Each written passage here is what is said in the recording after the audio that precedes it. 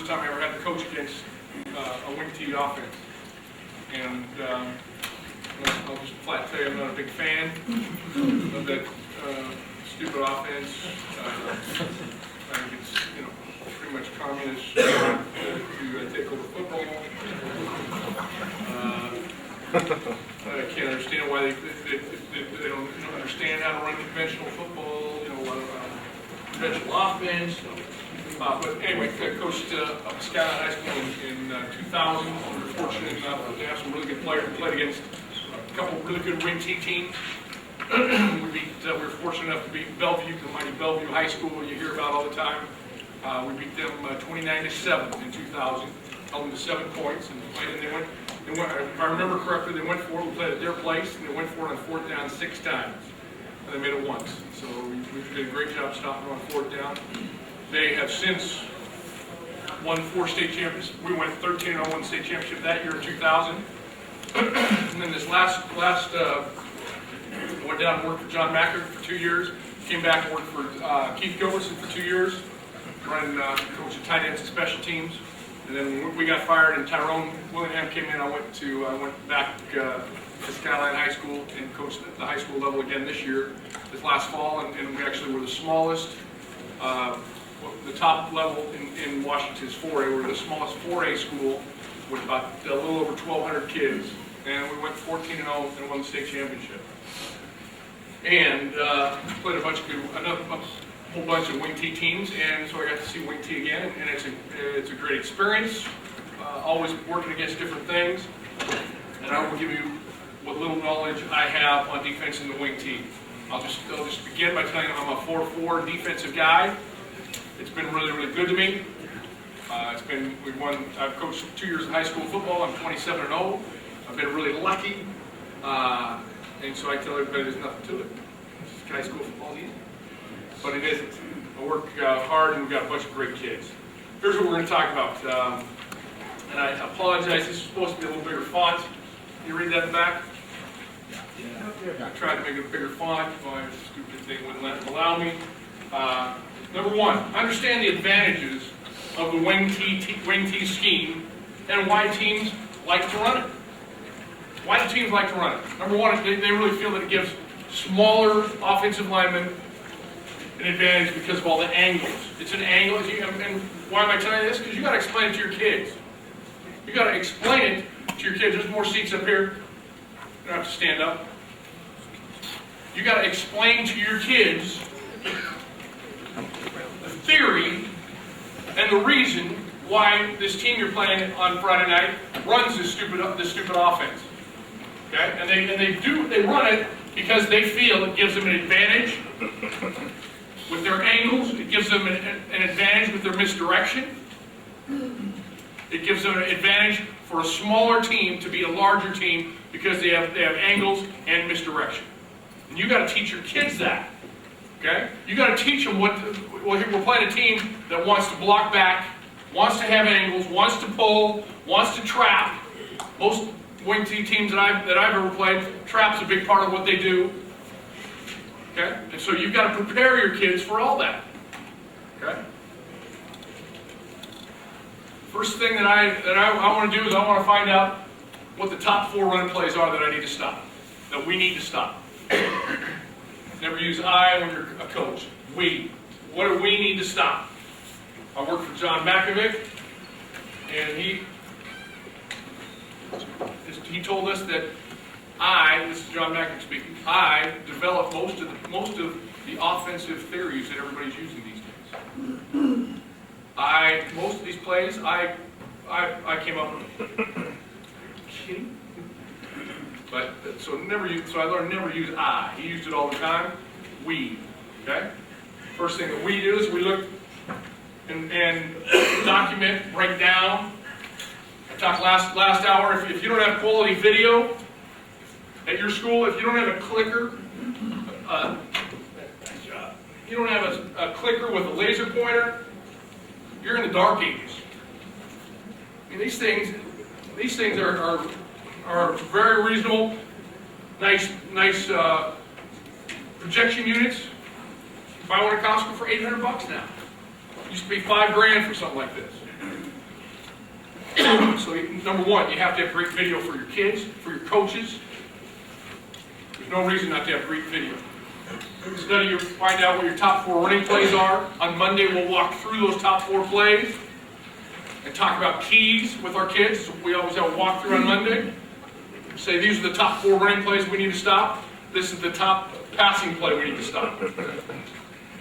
Sometimes it might be 2 or 3 passing plays.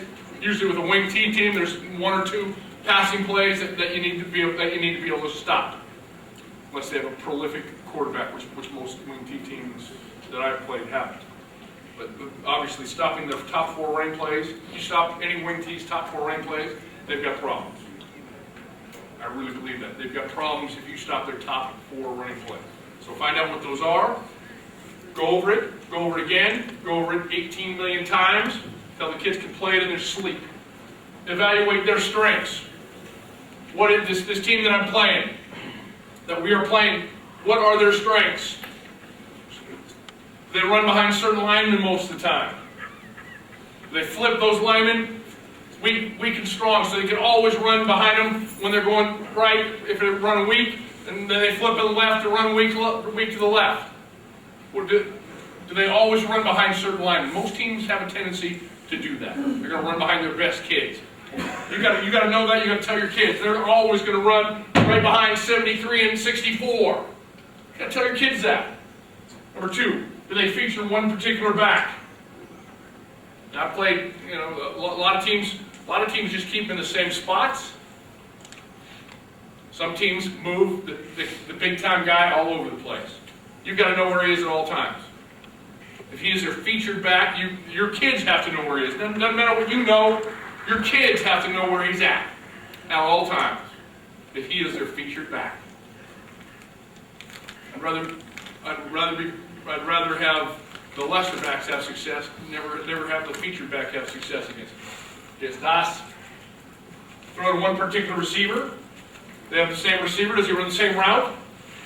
Does he run 2 routes that they love to throw? Does he run 3 or 4? Do they move them all over? Is that their favorite guy?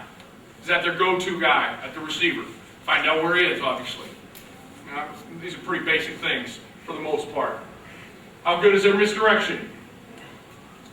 There's a couple teams up in our neighborhood that are phenomenal. You cannot tell who has the ball. Do they really work on it, or is it so-so? Do they have phenomenal misdirection? Is that guy back there wheeling and dealing? Those guys are flying around? Or can you tell pretty much where that ball is most of the time? That's big for your kids. Last one, how good is their quarterback at running? How good is he at throwing the ball? Do they use him as a runner? Will he run a naked boot? Will he run a quarterback sweep? Do they use him as a runner? Or when he has the ball, is he always throwing? Does he like to throw to his left? Does he like to throw to his left or to his right? All those things about the quarterback. You got to know, examine their strengths. And then look for their weaknesses. Look at who else has given them problems defensively that they've played. What other team has given them real problems, and why? Is it because they've got a bunch of war daddies up front, or is it because of the scheme, or why does this team have success against this wing T team we're playing? Why did this team that they played earlier have so much success against them? Do they have strong formation or down and distance tendencies? It's amazing in high school football. Amazing formational tendencies. It's amazing the down and distance tendencies of a lot of teams. You've got to look at both, and it takes time. You've got to look at both those things, because it makes it real easy for your kids if you could say, hey, when they're in this particular formation, they always run behind 73. That's odd. That'd be a heck of a deal. So look for those things. Do their backfield alignments give away the play? Oftentimes, you never know, they might. Fullback's close, tailback, the farthest back is way back. If there's, wider split, whatever closer for pass, whatever. looking for any tips that you can possibly find, looking for a weakness that you can use with your kids. Do any of their running backs have a fumbling problem? Always look. I'm always looking. What guy gives it up? Because takeaways are a big deal to me, to our team. Takeaways win games. Our goal is 4 takeaways a game. We played 14 games last year. We got 4 takeaways in 12 of 14. It's a big deal. It's a big deal to me. It's a big deal to our kids because we emphasize it. You emphasize something, you make it a big deal. It's a big deal to your kids. Simple as that. So I'm always looking for a back that'll fumble because we're gonna work them over. Our hands are gonna be going after that ball every time. Do their pulling guards take you to the play? That's a great tip right there. Do the pulling guards, because oftentimes with some of the teams that we play, they pull a guard, they're running a sucker play right up, so we can't fall pulling guards. Some of those teams, when they pull a guard, they're running right. They aren't running anywhere near them. So you got to tell your kids, yes, when that tight end side guard pulls, it is buck sweep right now. He is taking you to the play. When that weak side guard pulls out, they're running weak G lead. All those different things. Does their quarterback struggle with pressure in his face? It's a great question. Because most quarterbacks do. Even some of the best. Saw Peyton Manning this last week struggle with a little pressure, didn't he? One of the best quarterbacks in the last few years struggled with a guy in his face, struggled with pressure. Now, of course, it was the offensive line's fault. It wasn't his fault. But he struggled. Every quarterback struggles with a guy in his face. Find out if he's a really good player and can complete the throw, even with guys flying in around him. Any questions so far? Make sense, most of this? Hope so. 20 guys are sleeping so far, that's good. Number 5. Study all their play action passes and look for easy pass run reads. Now, if you guys, I hope this is pretty elementary. I would hope almost all of you work with your kids on pass run reads. Here's what I'm talking about.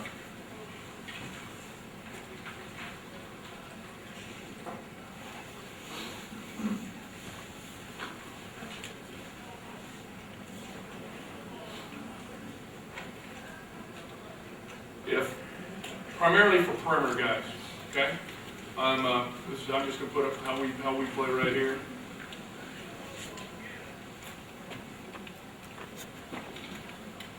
Primarily for those guys, because the interior guys are going. Linebackers have to feel pass or run. You got to feel if it's a pass, feel if it's a run. I don't think you can actually focus on one guy and look for a pass, run, read. Whereas out here, I truly believe that if you watch the film and look in particular for these guys, that they can have easy pass run reads. And what I mean is, we look for a simple high hat, low hat read. Okay? And even at the college level, you find them. Because a lot of teams aren't very good, especially later in the game at play action pass, those big tackles. They don't want to give a run look. They're getting tired. All they want to do is get back and protect. So what we're looking for is normally a tackle, not a tight end, because even when a tight end runs a route, he looks like it's a run read. We're looking for somebody that's going to step up even when it's pass, even when it's play action. That's what we're looking for. Pass, run, read. And it is only an instant. It's right at the snap of the ball. My eyes immediately go here. His eyes, wherever you teach him, immediately go here. His eyes immediately go here. Corner's eyes can immediately go here for pass, run, reads. Because oftentimes, those big tackles, depending on how big they are, oftentimes, doesn't matter what the play action pass is, they're standing up and giving a pass look. What a great tip. That's cheating. That's legalized cheating right there. That helps these guys in a huge, huge way. Because now they know immediately that it's pass. They know immediately it's run when they fire out and block. What a great deal.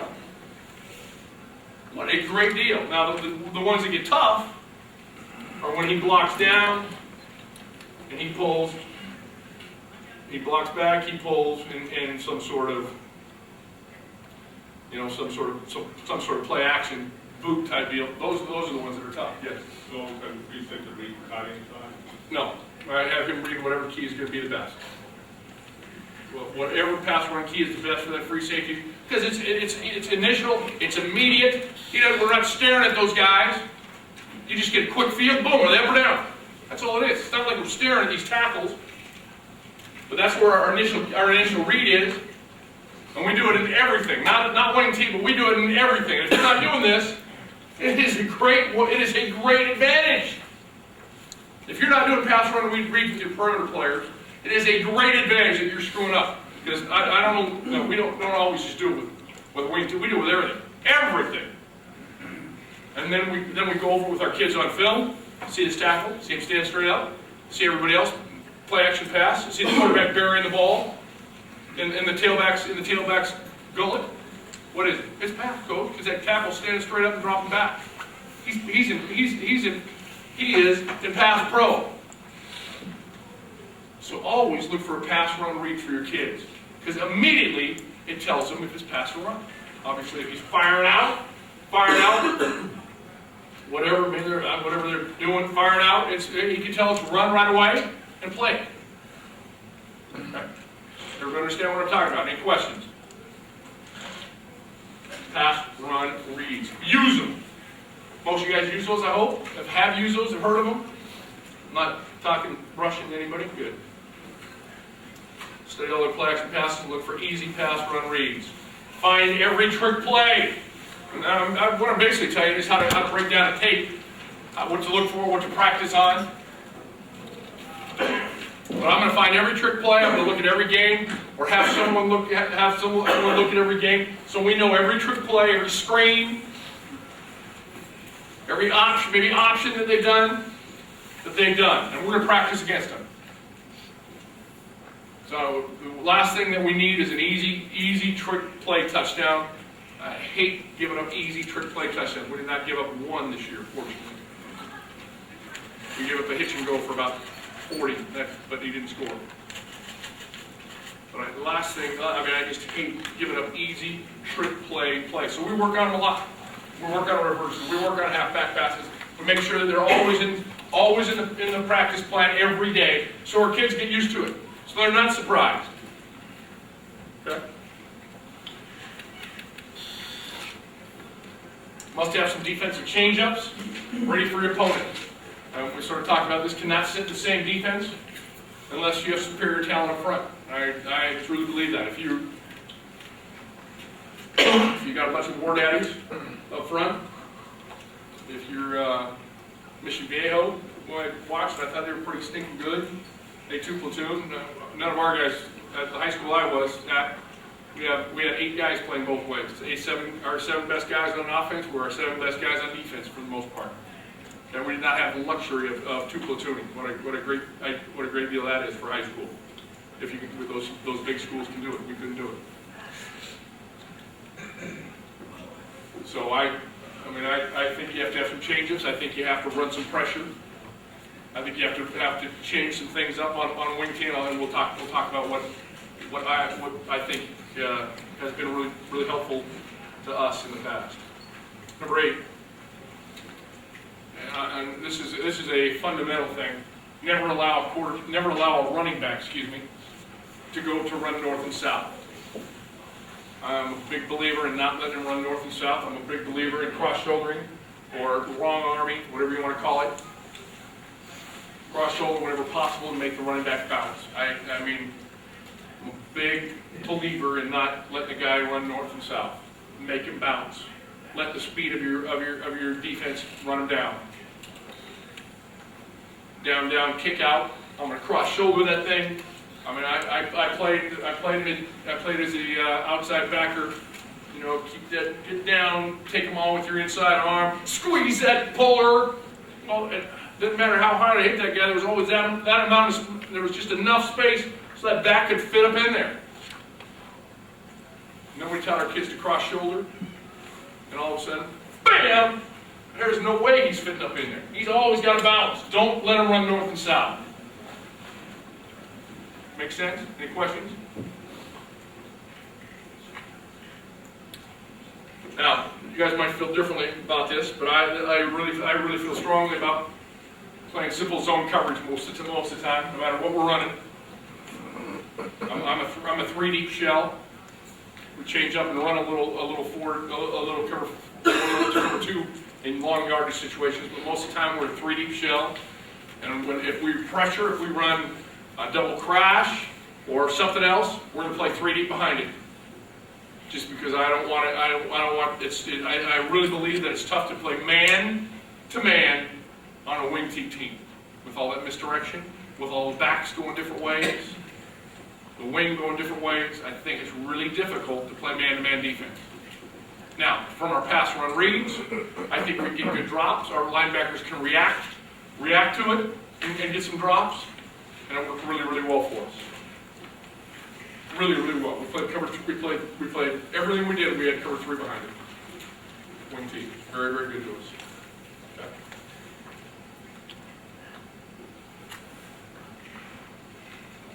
Number 10. This is the best tip of all. Finally, play hard. Keep your opponent out of the end zone. If they don't score, they don't win. It's the best tip of all, right there. If they don't score, they don't win. Simple as that. Keep them out of the end zone. You got a great opportunity to win. Any questions so far? All right, I'm going to talk about what I know. I'm not a 4-3 guy. I'm not a 50. Although I coach those things, but I'm going to put up what I think really works. I'm going to show you the change-ups.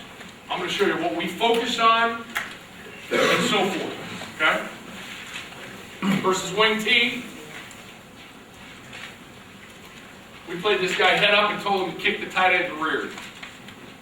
Kick the tight end rear.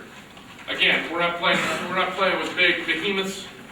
You know, this guy's 6'1", 225 maybe, and wanted him to go attack that tight end. Our tackle here is a 3 technique. Our tackle here is a 1 or a inside shaded guard, and then we have a 5 that's squeezing hard here. We have a corner here that's basically man-to-man but he's playing deep third. We have a rover right here, backer, Mike, free safety, and a corner that is keying. The corner is keying both these looking, and we're looking at the same pass run reads I talked about. Okay. Initial pass run reads. Next question. Yes, sir. Dang. You're so quick. I was trying to trick you. There's our 4-4 defense. Okay.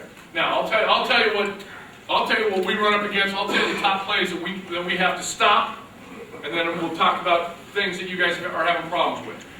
Okay. But the top 3 plays that we face in this offense, up in the rainy, about to sink under 12 feet of water, state of Washington, is obviously buck sweep, which I think is still a pretty doggone popular play. Block down, pull both guards, there, double there, and try and come off. Boom, boom, replace. He's getting the ball right there.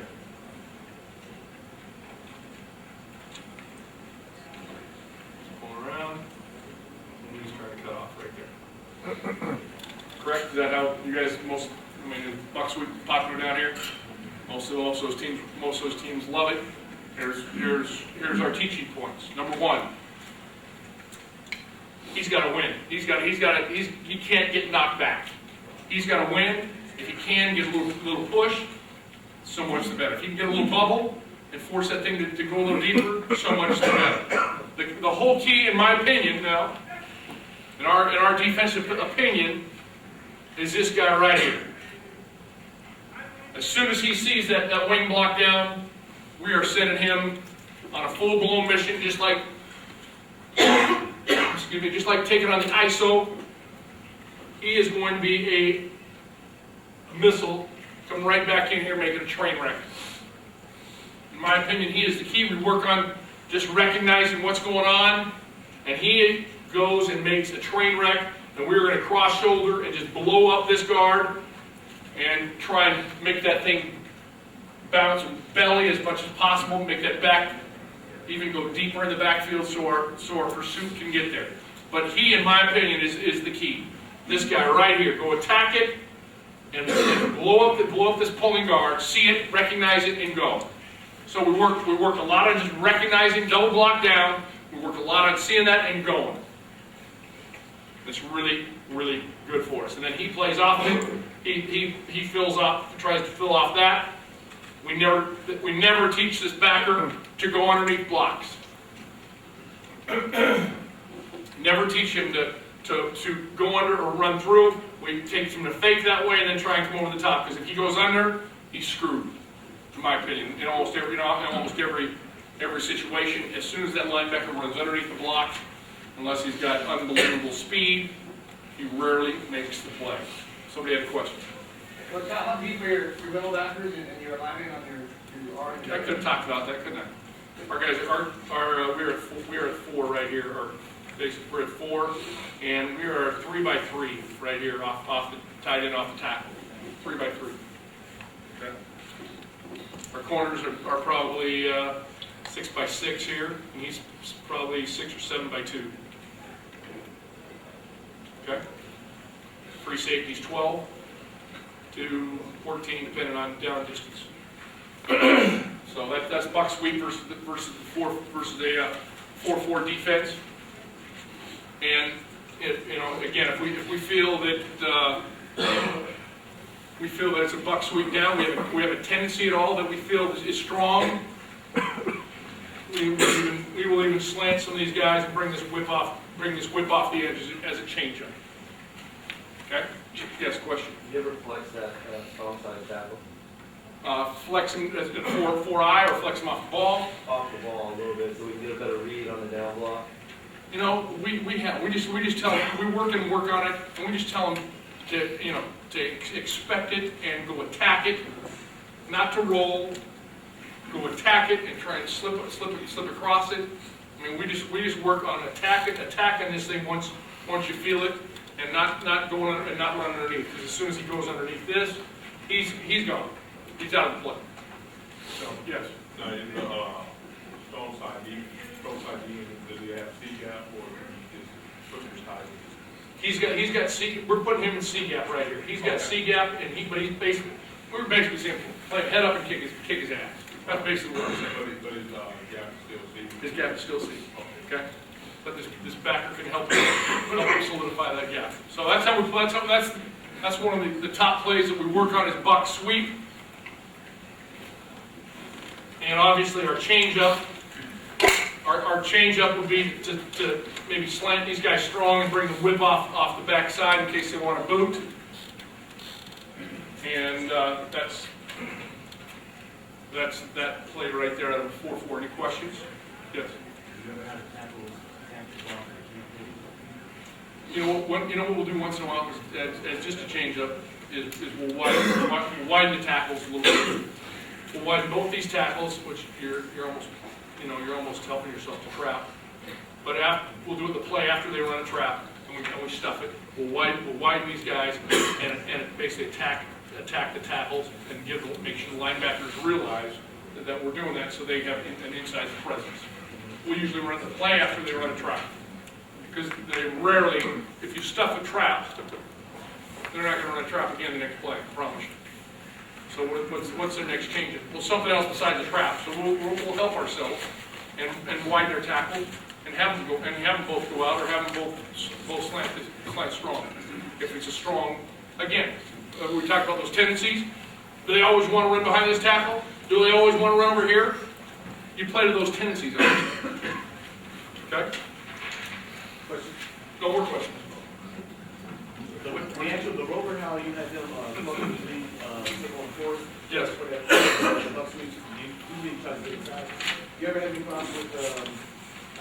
free the tight end, but with them blocking down and releasing, you're gonna lose the role. You just usually have the corner and the safety play for any type of action. Absolutely. Both these guys are getting pass run reads of this tackle and as soon as it's past that tackle, in 94% of the time, he's going to stand up and worry about getting beat to the outside. He's not going to fire out. He's not going to fire out with both these guys taking off. And that's why we play zone defense. We look at the pass run reads. That's why we play zone defense, so our eyes aren't in the backfield. They're watching for pass run reads. Make sense? Okay. Anything else? Any questions?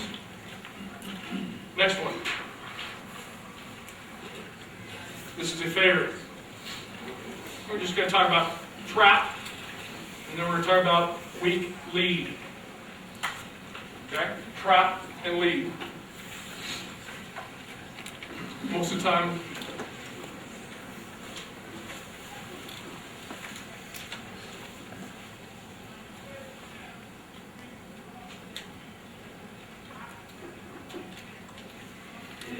they're coming right there, right here, right there, right there. He is getting the ball right here, hoping to influence him right there.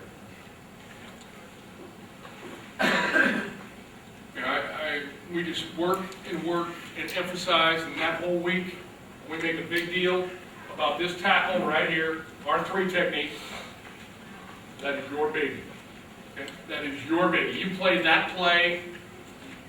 You are frothing at the mouth for that play. That is your son of a gun. You are responsible for this, because as soon as he gets that block down, he is cross-shouldering this guard home, and he's going to make a wreck.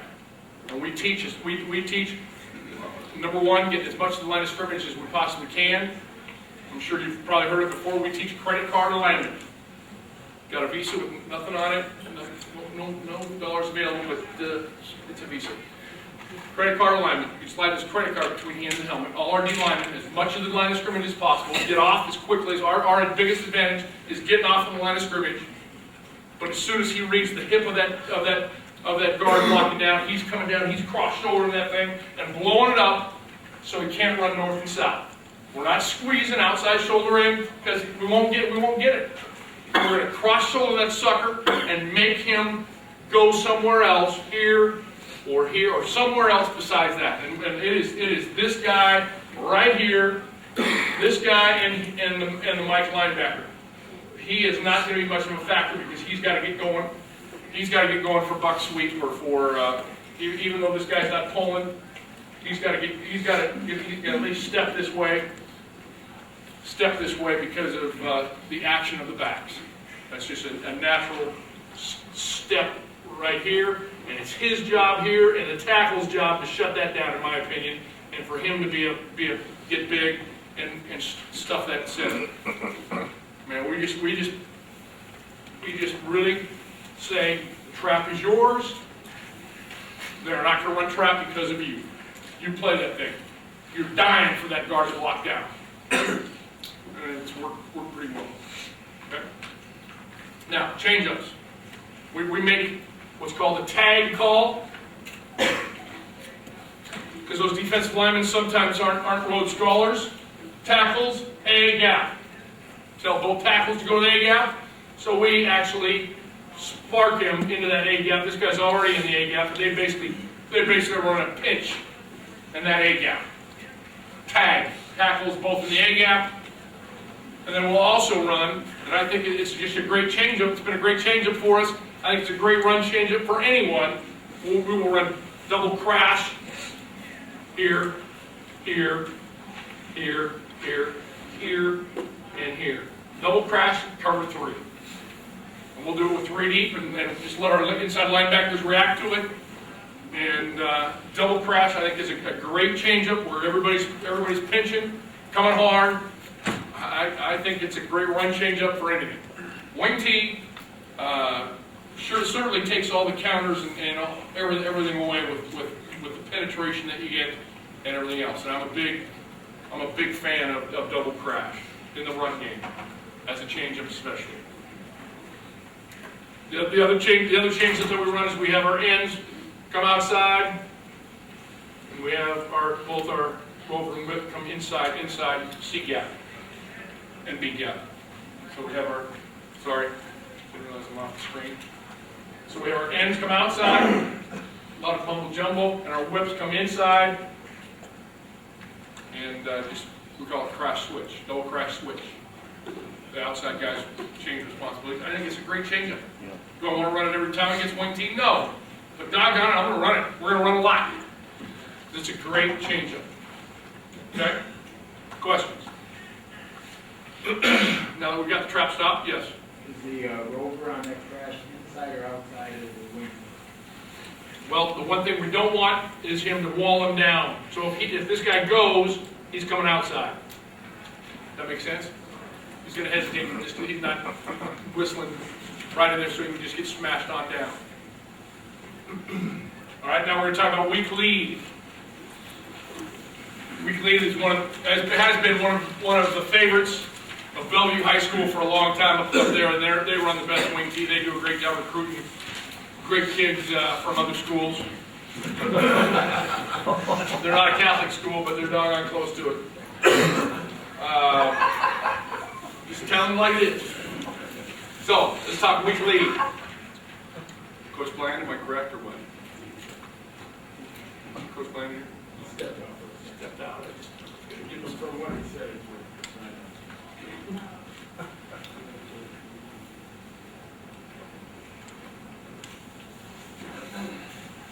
Okay, now we work on weak lead and what we call weak bounce.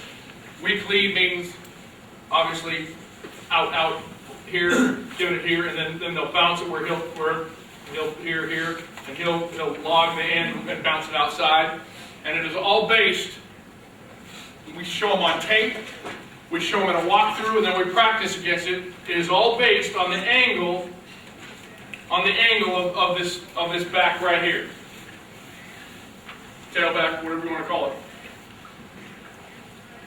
We really look, is he coming inside? If he's coming inside, then the ball's going inside. If he's coming outside, then the ball's going outside. Simple as that. And we really work on his angle with him, and obviously the end. All four of those guys, we sort of key in the angle of that tailback, so to speak, the offset back. Is he coming inside? Then it's the inside lead. If he's coming outside, then something's coming outside. It might be the wing, it might be the quarterback, it might be this back, with the motion or whatever. If he comes outside, the ball's coming outside. Simple as that. So we really work very, very hard at that simple key right here. This guy's angle of departure. Is he coming at the B gap, or is he going C gap? We really feel that's a great tip for us. As soon as he comes outside, we know that the ball's coming outside. So let's go inside. Let's go inside lead. He's there. He's trying to block out. He's trying to block down. He's trying to blow up this Mike linebacker. And this whip has to be really careful. We tell him to basically plant right here behind the end. We don't want him on the line of scrimmage. We want him behind the end in case it does bounce out. They're going to go here. They're going to go here, here. We're going to do the same exact thing. The Mike linebacker is going to go make a train wreck. Train wreck in the backfield. Try and meet this back here on their side of the line of scrimmage. Try and fill that thing up. Now in college and in Texas, can they cut in California? I suppose they can't cut in Washington, but in Texas I suppose that they can. And in college they can. And so sometimes they'll come cut you. Cutting doesn't hurt them more than it helps them. I think it just stuffs up the hole. But our whole deal is take that inside linebacker and attack him and fill this thing up as fast as we possibly can, because here he comes right here. Fill up that lead, make a wreck. And we try and take if we can meet him here. I'm not worried about his shoulder, but if we can, we try and take him on with our left shoulder. Our left shoulder to bounce it back to our linebacker and our free safety. So we'll try and take this guy on with our left shoulder and make a wreck in the backfield. Sorry, that's not high enough. So he takes him on, beats him, tries to force the ball back to the backer in the free safety. And this tackle's got to hold his ground, obviously, and the end's got to squeeze as much as he can. As soon as they takes this angle right here, it's either going to him, or maybe even quarterback sweep. Because oftentimes they'll go here, and sweep it. But as soon as that happens, we know now that we come here. He plays tough, and he can scrape now that we see the angle is outside rather than inside. Does that make sense? It's all on that. It really, I mean, it becomes. I know I've got a lot of lines here, but it becomes really easy once he comes outside. I really believe that. They're running outside. He's not going to waste his time coming out there, and if they're running somewhere else. So the angle, I'm talking blue in my face, but the angle here or the angle there, I think is a big coaching point for your kids. Question. How do some big X-block those that run the tackle on the inside? Sometimes they X block, down, pull. You work on that. You try and squeeze that thing and bounce it. Who's blocking Mike? The back. He still has to go meet the back. And now, if they want to X block, the end has to be a factor, and he's got to be able to really squeeze that down block, make it bounce out to Mike for the win. Okay. You make a little cover, like they cover belly. Yep. Before they see the ball, and they see whether they're blocking or not. If he comes through, usually he has to try to get that tackle. But if they run that belly option here, Right. make a little after and try to get a pitch there. He's got pitch. He's going to go to pitch. Because here comes Free to help Phil. Here comes Mike, and he's got pitch. Okay. Makes sense? Questions? Does that make sense? I'm sure you guys have taught the same thing, correct? That angle of that back. Okay. Let's talk counter.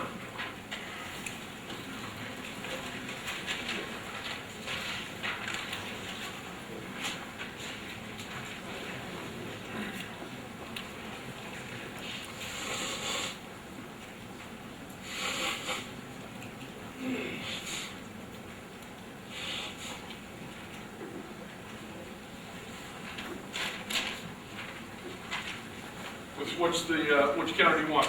This is the counter that seems to get us. This one right here, where he's going to go right here, and they're going to go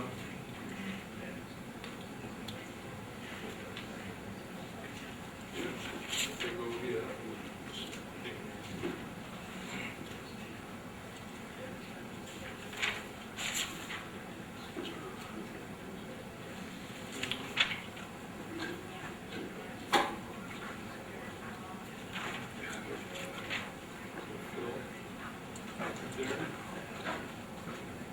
Here. Correct? And I really think the key to any counter, number one, you got to work it with your linebackers, and especially young linebackers. They've got to feel. I'm a big believer in seeing the backs, feeling the linemen. Now, if there's an opportunity in wing T to feel a guard pull, he's got to feel that guard pulling. That guard's pulling. Most wing T teams take you to the play. Well, this is a great example. As soon as this guard pulls right here, he knows that it's going to take him to the play. The Mike linebacker, again, try not to go under unless he really overplays it. The whole key to this thing, in my opinion, is the back side. Number one, the end. We're going to tell him to cross shoulder the pulling guard. Pulling guard's coming right down the line of scrimmage, cross shoulder, take away the inside knee, so it has to bounce outside. So I'm this left end here. Here I come off the line of scrimmage. I'm keying the hip of that tackle. The hip disappears. I close and come and cross shoulder, take the inside knee, inside thigh. We can't cut. We're going to take that inside thigh and we're going to blow it up so it can't run north and south. I'm a big believer in that technique. I don't want anybody running north and south. So we're going to cross shoulder the pulling guard. We're gonna try and be as physical as we possibly can here, here, and here. Back's gonna read the guard pull, whip. As soon as he sees flow away, his eyes immediately go here. So if you're front side and you see something go away, your eyes immediately go to the back side. You have to teach that to your kids, in my opinion. This whip, as soon as he sees flow away, eyes immediately go here. Roller, he sees flow away, eyes immediately go here for something coming back. Same thing. We talk about getting our eyes right. Make sure you get your eyes right. That's all that is. Get your eyes right. Make sure you're watching the right thing. Don't see this motion right here and go be in a hurry. We talked about our outside backers being slow to go. Good verbiage. Slow to go. You're not in a big hurry. As soon as you see flow away, look for something coming back. Simple as that. Free safety's looking pass, run, read. Wherever he's looking, he's seeing run. He's seeing him pull. He is inside out, taking a great angle, slow, not in a big hurry. Obviously, as a free safety, he's the last guy to tackle. But I really think any counter starts with the lineman, the defensive end, cross-shouldered and blowing it up, making it bounce, and finishes with the outside backer who's not in a big hurry once he sees flow away. I see flow away, my eyes immediately go to the other side. Make sense? Questions? Yes? What kind of success have you had at all trying to, like, when they pull both guard and tackle to try to Do both? disrupt? Well, at least, it's most likely not going to get the guard because the center will usually kick you out. But what kind of success have you ever had trying to actually get the tackle, prevent him from pulling it off? Is it that difficult? We try it every once in a while, but sometimes we can get them and it's hard to get the D tackle to pay attention enough to. As they see the guard pull, they'll try to instantly shoot that gap. Center will just blow them up. Oh, absolutely. To get them to discipline them to actually attack that tackle, that guy at least will not get a chance to turn the point. Well, I think a lot of it is how you coach your get-offs. I mean, if you're really talking coaching get-off for your D line, I think that's it. I mean, if they can get off on the ball, you can get in the hip, you can oftentimes beat that back block, get in the hip pocket of the guard and make a play. And again, here's where double crash is a great changeup. I mean, double crash coming, who's blocking him? Who's going to block him? If he's coming right here, he hopefully has a chance to beat that block by the back, the fill block, and has a chance to make it. And also, here comes there, and there. I mean, I just think it's a great change up. I also like the 46 as a change up. I don't want to play 46 every snap, but it's a great change up to cover up both guards and tackle, both guards in the center. It's a great change up for us. I'm a big fan of the 46. So I think it's so different than anything else. Okay? Counter. Next thing, what do you want to see? Ask. You ask? All right. Like drag, tight end, drag pass, Sally or something like that. Okay. Something like, obviously. Something like this. Something like that boot type deal. Yeah, how do you defend? Usually have the guards falling past the quarterback. Here or backside. There you go. Well, again, we're looking at pass run reads. Okay, we're looking at pass run reads by who? All the perimeter guys. Talked about rover, whip, free safety, all having pass run reads. They hopefully will see this tackle, sit back. Hopefully we'll see this tackle, sit back.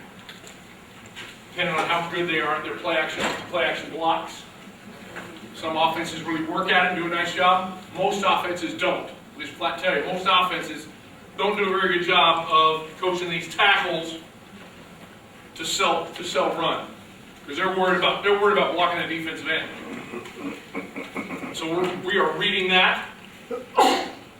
Corners here, free safeties here. Our free safety, we're hoping that these linebackers, they're going to automatically step with that, and as soon as they field pass, we're going to turn and run.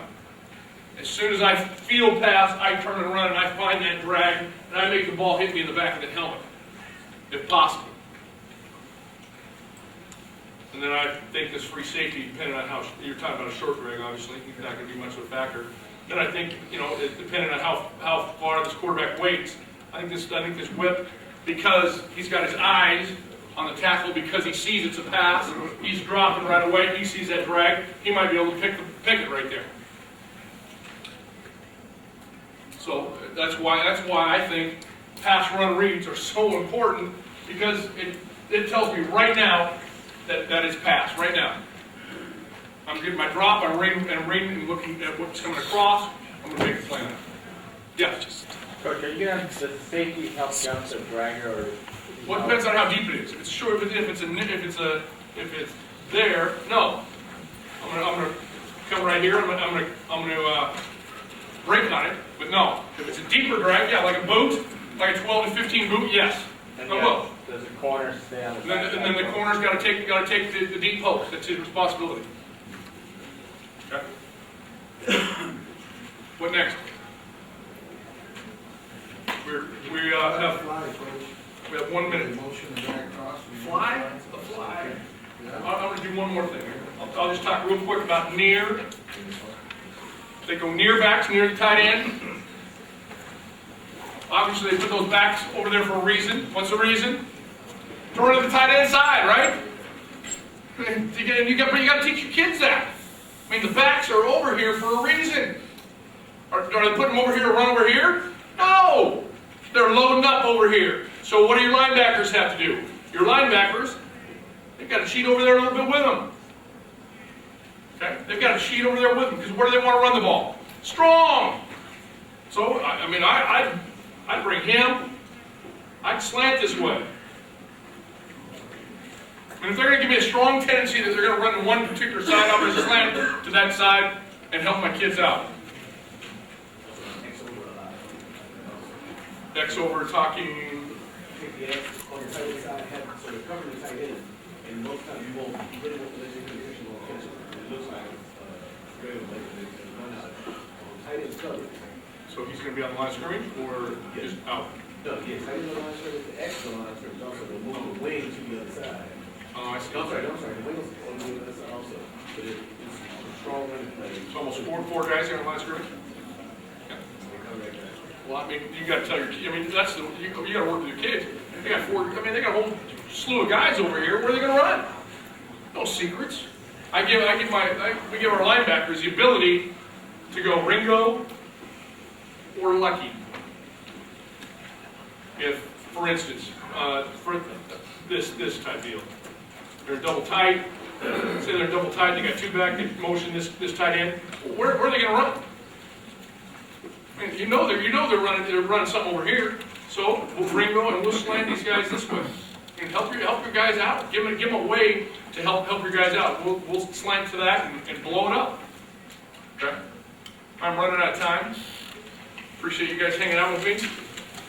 I really do. I'm going to read one thing that I read last time. It's really quick and easy, and it is all what it is all about. What coaching is all about. And I put it away. In my opinion.